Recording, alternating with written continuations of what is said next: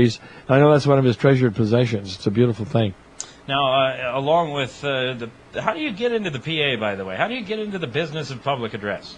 Well, I was lucky, I think, because I started in radio back in 1965 in Ladysmith, Wisconsin. And started out as a morning disc jockey, did all the sports, that type of thing. And I first started doing some MC work. I remember they had a Queen contest in Ladysmith. And they said, anybody here that wanted to MC? They came out to the radio station. I said, yeah, I'll do it. So I MC'd it, and I think they gave me $10, or it was just unbelievable. But it kind of started my career because I've been doing it off and on. And then I took on the speaking full-time in 1987. So I've been really doing speaking as a full-time thing, profession since 87, along with the Gopher basketball and baseball and the other public address that I do for high school and so forth. So I was really lucky to kind of fall into something that I really like to do. It makes it really very enjoyable. Now, of course, you pride yourself on the fact that you're Polish. Talk about that. I have a lot of fun with that because I just, I always think the Polish jokes are great.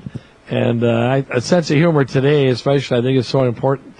And so I kid about the Polish people all the time. The Polak who tried to beat the freight train and he hit the 17th car, something like that. Or the Polish kamikaze pilot, he flew 46 missions. These are all the crazy things that you can come up with. But I look for different things all the time.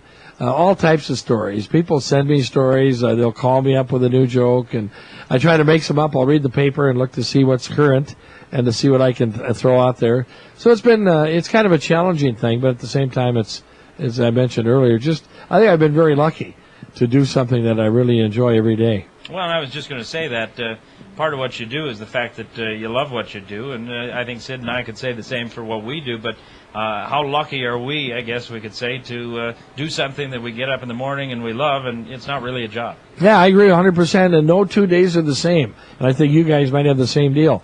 No 2 days are the same for me. It's always a different, either a noon luncheon or there's a banquet here or they go out and working with some other type of thing.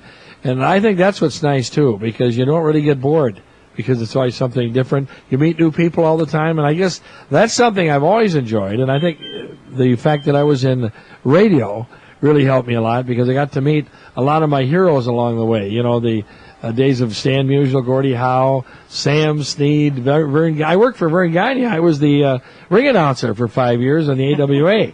So I learned a lot of things about the scripts things and things that don't go right. And once in a while, one time I remember at the St. Paul Civic Center, I was knocked out of the ring by the Road Warriors. I don't know if you remember them or not. Animal and Hawk, and knocked me right on my back. And I didn't hit my head, but I played like I did. So I got up, I was stunned, and I staggered around and feeling for blood. And my son, who was 8 years old at the time, was in the front row, and he jumps up and hollers, "Dad, you phony!" as loud as he could. "You phony!" So everybody's looking around and like, "You son of a gun!" So that was really kind of a neat deal. But yeah, I really got to know all those guys really well, and it's pretty much an act. But then sometimes things happen that aren't supposed to, and the guys really do get mad at each other and the chairs and things like that. It gets kind of crazy. Now, you mentioned again the public address for Gopher basketball, which here in Minnesota I think is the most captivating sport if they're winning of all the sports that we have, even more than the Vikings and the Twins, because there's something special about college basketball and the fact that they play there. What's it like to you to be, when people think of Gopher basketball, they think of you because that's the voice they hear in the stadium every day. Well, that's true. It's amazing. I sit in a restaurant 2 weeks ago, I think it was, and I was talking just to my mother, and two people sitting 2 booths away. A lady came over and she said, "I recognize your voice." She said, "Are you famous?" And of course I said, "I think I am." And she said, "Who are you?" And I said, "Dick Jonkowski, the voice of the Minnesota Gophers basketball and baseball." She said, I knew your voice when we sat down. I heard you ordering your meal from the waitress." So you're right. After a while, people do identify with, they just know who it is, know the voice, and that's kind of fun. Bob Casey used to tell me that, the late Bob Casey, who did the Twins for 44 years. He used to say, "I don't get paid a lot of money, but I really like the honor of being the voice of the Minnesota Twins." And, of course, with the PA, you get some different names. Talk about some of the names that you've had to go through. We've sat here just during this tournament going through names, but you've got to think there's some pretty fun ones that you've had over the years. Well, I think my most favorite name would be Jim Shickenjansky back in the mid-'80s. And then, of course, I had Ernest and Ziggy Sabo, who came to us from Mound and played. And then the last 4 years, I've had Jamal Abu Shamala.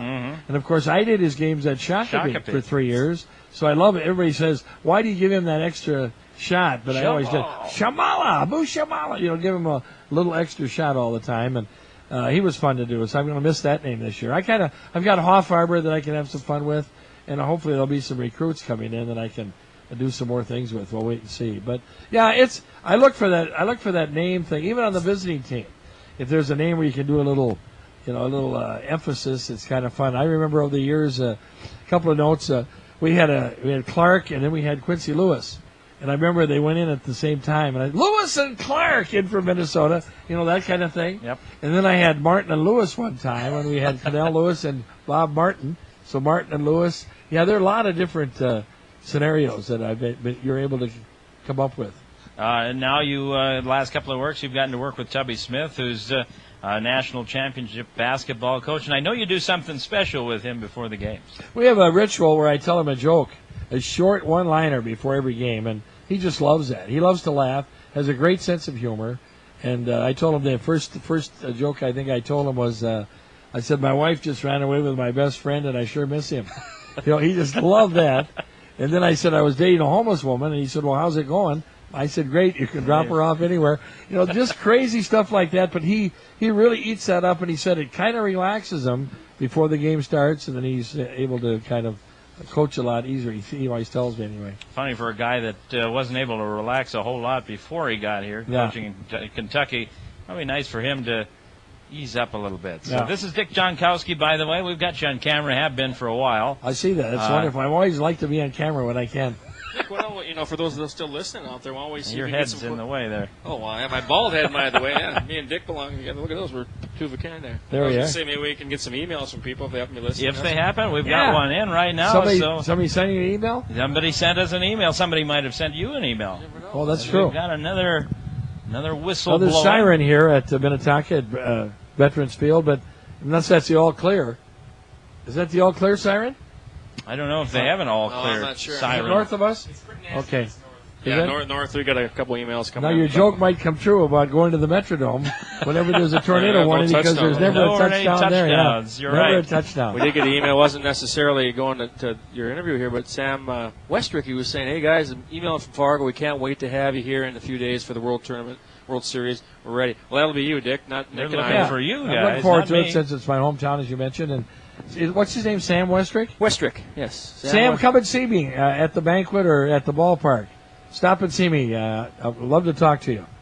Always a lot of fun. And now you came from Fargo. You grew up in Fargo? Actually, I didn't grow up there. We moved out when I was 6 years old. Okay. And my dad used to open up. He was a theater man, small town theaters. He'd open them up, make it go pretty well, then buy another one. He liked that challenge. So by the time when I was in first grade until I was a freshman in high school, we moved 7 times. So at the time, I hated it because I'd just make friends and we'd leave. But now the way it turned out with the speaking profession, now I go to these different areas and I know families, I know the names, and so it really kind of paid off. But I ended up going to New Prague High School. Okay. That's where I graduated from, and have lived in Shakopee now for 43 years. 43 years, that's a long time. Same house?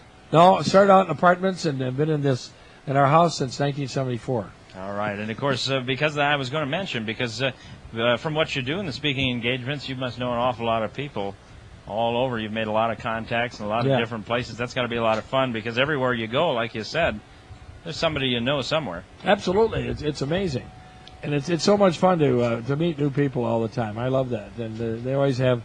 The joke part is something that I guess I've really become accustomed to, and that's kind of neat when they can always come up with something for you. And but I still think I look back at the great opportunities. I started out as an usher with the Twins in 1962 at Met Stadium. Worked for the Vikings as the head usher on the field for 17 years. I used to catch field goals, catch passes that were thrown out of bounds. In fact, in 17 years of the Vikings, I caught 112 field goals and 7 passes. So it was just a labor of love. I got to know all those guys very well. It was really very interesting.